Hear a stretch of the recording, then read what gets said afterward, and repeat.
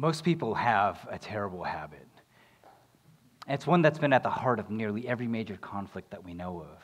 And it's actually something that's reinforced by the very communities we surround ourselves with, influencing how we treat others, how we vote, how we learn about the world around us. Well, that habit is confusing ideologies and identities with people. But a more accurate term is prejudice. My solution for you today is quite simple. Ask questions before making assumptions. So before you buy into a stereotype or label about someone, even if it's self-imposed, and especially if it's against your own beliefs, ask questions before making assumptions. Now, when I was in high school, I was obsessed with doing one of two things, playing bass guitar or studying philosophy and religion. With the former, I was hoping to create a future career making art. With the latter, I was interested in studying the mysteries of the universe and of spirituality. And I don't know, maybe it's because I wasn't into drugs or partying, but I just had to find another way to annoy my parents. I was a teenager. I was especially interested in looking at the differences between Christianity and some of those offshoot faiths that came from it. So when missionaries from the Church of Jesus Christ of Latter-day Saints or the local Kingdom Hall would come to the door, I would surprise them because I would be excited to talk to them. And I would invite them in for a cup of tea, and we'd talk about God and translations of the Bible while my very worried and confused mom would watch on, probably assuming that I was on drugs. Now, during this time period, my best friend came over, and I had left a Book of Mormon out on the desk. I remember I felt a little bit embarrassed because I didn't want him to assume that it was my faith. So I turned to him and I said, "Hey, do you want to see a book from a cult?" And he was like, okay. When I showed him the book, he said, "I'm a Mormon. Why would you say that?" And technically speaking, I did ask him a question, but it was framed completely wrong because it was loaded with an assumption. And I'd been so busy trying to prepare for debates with strangers that I didn't know how to have that kind of conversation, that kind of argument with somebody that I cared about. And I think maybe that was the first time that I really realized not all meaningful conversations between opposing views have to be a debate. Now, these days, I find myself surrounded by people with differing views on a regular basis. Sometimes it's online through a piece I've written or on a video of me speaking, and other times it's at a public hearing for a piece of potential state legislation. And all the while, I'm often left thinking, is this productive or a waste of my time? Am I actually going to change somebody's mind or the outcome? But what I realize is I need to do more self-reflection and perhaps wonder, how will it change me? Last year, I got into a heated discussion about racism in America. It was spurred by recent news of violence against black men, most notably that of Eric Garner, an unarmed black New Yorker who was strangled to death by a white police officer. Now, the person I was talking with, they believed that it was Eric Garner's fault for being killed. Of course, I disagreed. But the interesting thing is that when I started pointing to evidence of how the police disproportionately target black people, he didn't disagree. Where I saw systemic racism and prejudice, he saw a biological disorder. You see, he was a white supremacist, and it was his belief that people of color are naturally inclined to committing crime. So over the next week, we continued that conversation publicly by taking it online. But unlike a lot of internet debates, which are usually just name-calling and, my opinion of what's worse, the endless links to articles that nobody actually reads, I was like, I'm going to take a different approach. I'm actually going to ask questions and listen. I might have been a little snarky when we first started. I did say things like, "Hey, I've never met such an ignorant racist before. What do you actually believe? Send me some stuff." But because I took the time to carefully read those materials, he actually let me point out things that were inherently racist, biased, or just straight up incorrect. For example, he kept arguing how race and ethnicity was rooted in biology. But I showed him how it was actually a social construct, that biology usually doesn't support that position. And in fact, I showed him how most of the materials he sent me actually had different conclusions than what he was arguing. Now, along the way, I wasn't sure if I would actually change his mind or not, but I thought for those listening or watching that debate, maybe it would provide them with resources to better help fight or understand racism. And I remember thinking, one day, this is going to be a great TED Talk. Now, at first, I thought I was going to call it How to Talk to a White Supremacist. I thought that was a great name. But shortly after that exchange, I changed it to How to Talk with a White Supremacist.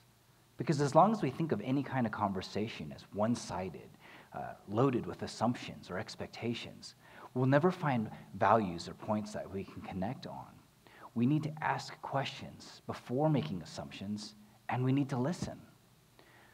When we don't listen, we give the impression that our perspective is the only one that matters. But listening shows that you value the person, even if you disagree with them, or even if you're morally opposed to their particular position. Listening builds empathy, and without empathy, there is no understanding. And it's too easy to write people off for one reason or another. Saying things like, oh, this person doesn't know how to use an apostrophe, so clearly they're ignorant in all areas of their life. Or, I can't believe this person brought a baby on the flight. They are not a decent human being. Or, this person is a racist. They'll never listen. They'll never change. We make all kinds of assumptions about who they are as people. But really, these are just excuses for not listening. They're justifications for our own prejudice. So we need to ask questions before making assumptions. As long as we treat debates where one side wins and another loses, people will never be interested in conceding in their position. It's human nature to dig in. A lot of times we care more about being right than doing what's right.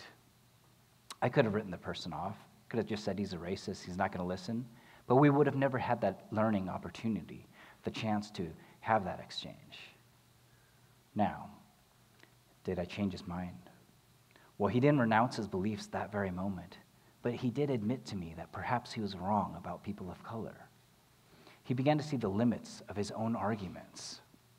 What's interesting is that the very act of me asking him questions helped tear down some of those assumptions he had about me. And the more that I treated him like a person, the more he began to see me like one. Now, a couple years ago, my band, the Slants, was invited to perform at the Oregon State Penitentiary. And to a lot of people, having an all-Asian American band perform at a prison with a significant neo-Nazi population seemed like kind of a bad idea. But I didn't really think of that until we got there, because I was handed these bright, nasty-looking orange vests. And our singer said, we wear suits and vests when we play. It gets really hot. Can we take these off at some point? Maybe when we're playing? And the guard says, sure. But those orange vests let us know who not to shoot if something happens. So we're like, okay, got it. Can I take 2 of them? I'll just put them on right now. Thank you.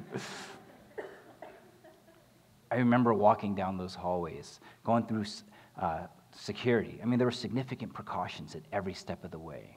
There were armed guards and bars everywhere. I could still remember the sound of the doors opening and closing because they would clang and ring out for several moments. I also remember talking to the warden who said, hey, we were going to bring you out here last year, but there was a riot, so we had the place on lockdown, but it should be okay now. This definitely didn't settle those nerves, and I realized that this whole place was designed for containment, not for comfort.